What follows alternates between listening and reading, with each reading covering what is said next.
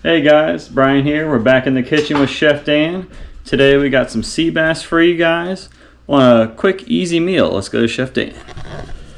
Alright guys, tonight we're going to do one of those quick, easy, you just came home from work, you're tired, or you just got done fishing, you're tired type of meals. We're going to do fish and chips with black sea bass.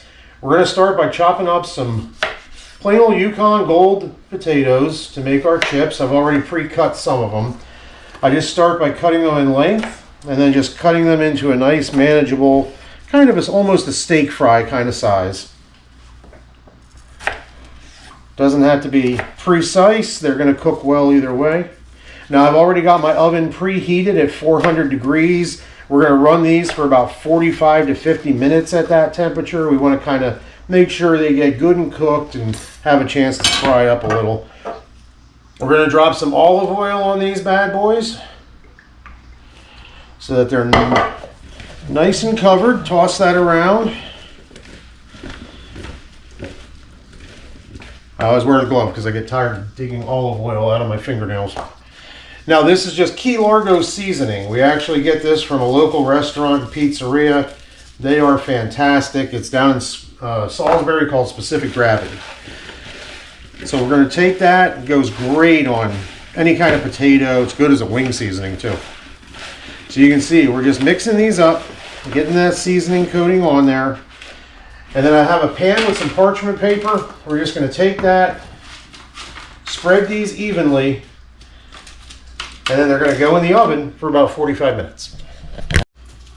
Little Salt Bay action going on.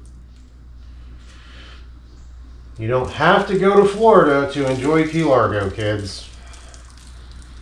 But you do have to go to Salisbury. Alright guys, so the potatoes are working their way down. We're going to get this pan ready now so that we can start frying our fish shortly.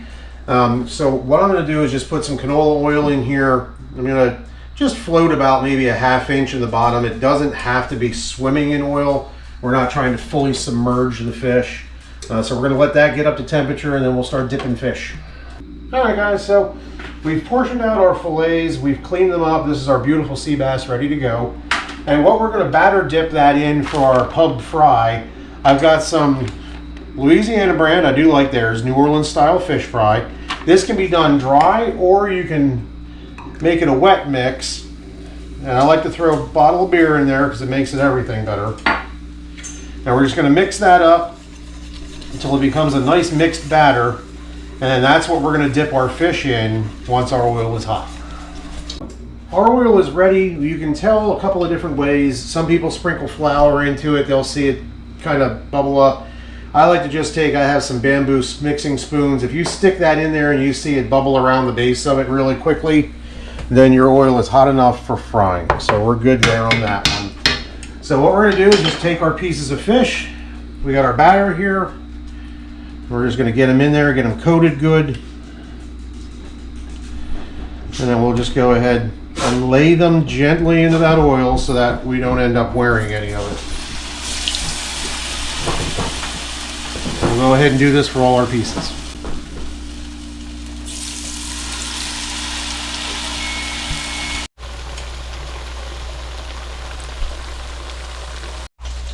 Fries are looking good. I think I might throw the broiler on them for just a few minutes to crisp them up a little bit. And then the chips part of our fish and chips will be ready. Hey guys, so we're going to flip the ones that we have in here. You can see if you look, the fish has started to get nice and brown around the edges. That's what we're looking for. One way to do this kind of without making a mess of yourself is to use 2 forks. You can just kind of go in, use one to help flip to the other. You see that nice beautiful golden crust on there. And we'll let these go for a few more minutes.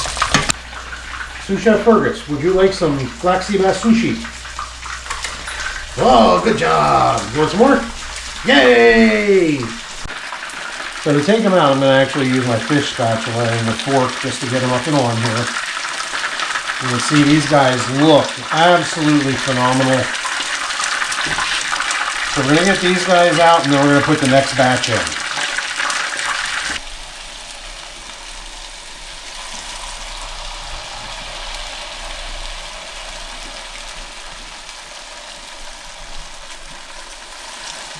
Now if you want, You can see we have plenty of leftover batter. You can actually do a lot of things with that. If you want to cut some vegetables up, do like a tempura of vegetables, you could throw some yellow squash in there. You could throw some zucchini slices in there. Make your own onion rings with what we have here. This is good for breading and frying up anything you want. So don't let it go to waste. Find a creative use for the rest of it. All right, our chips should be good and... Ooh. They got a nice little sear to them now. Probably a little bit longer in there than I wanted them, but these should still be really good. They're going to have lots of flavor. You can see it's just a beautiful looking chip. It'll be tasty. I think our second batch is ready for flipping. Let's grab our forks and do our little turn on here. I do my little turn on the catwalk.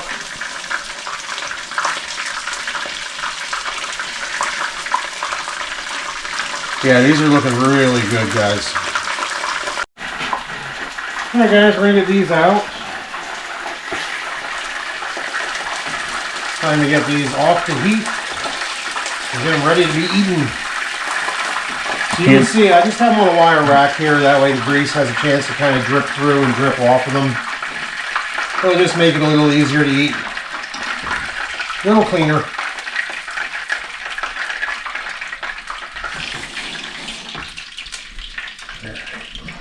There's that.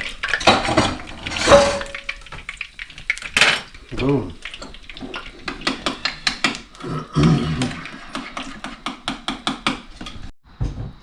Alright guys, rare occasion. I can actually eat something that Chef Dan is making. The fries. Excellent. I'm sure the fish will be as well, but I will never know. Alright guys, it's taste test time. So to make this a traditional English fish and chips, of course, we got to put some malt vinegar on our chips and our fish. So we're going to do that, because I want to be as authentic as I can with us. And then we're going to try these things, see how they are. Start with this, which Brian's already given you an opinion on. Yeah, I like them. That works. Now let's take a look and see what our fish looks like. So here's that beautiful fried sea bass. You can see it's got the nice coating on it. Tons of flavor, beautiful white fish.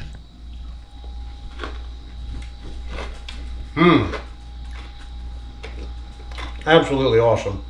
Now, I'll probably eat mine with some tartar sauce. And then I also made up what's called some mayo chup. You guys probably have done this before. It's just mayonnaise and ketchup mixed together, but it's really good on the fries. So this is pretty much a quick dinner, guys. You can knock this out after a day of fishing pretty easy and make the whole family happy. Thanks again. We appreciate you coming by, and we'll see you next time in the kitchen. Oh, The mayo chup.